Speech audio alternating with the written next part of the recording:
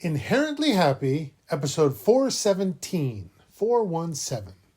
Happy Tools. We begin, as always, with the Happy Creed. We believe in happy, in balance and growth, of being mindful and grateful, compassionate and understanding. Yowza ha, my happy friends. Don't fight your moods.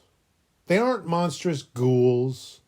They aren't traps or weapons either. They're just tools.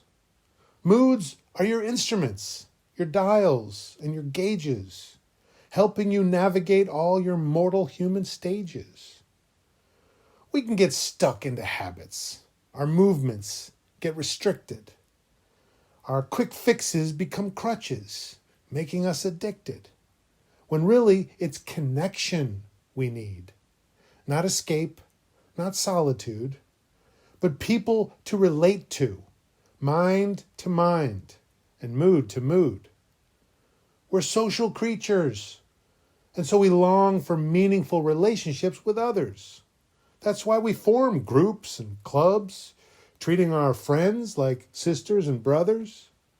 And when those connections fail, it can feel like a terrible and tragic loss, making us want to dull any and all pain we happen to come across.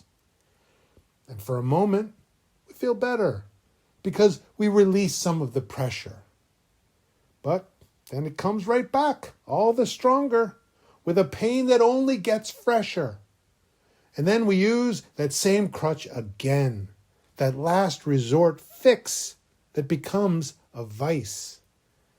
But we need more each time just to feel less than normal and not even halfway nice.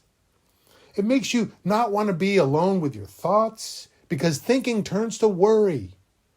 But that's because you avoid your own moods, always trying to shut them off in a hurry. If instead you would change your approach and stop thinking of them as things to avoid, you'd see that for living a fuller life, they are the best tools that could ever be employed.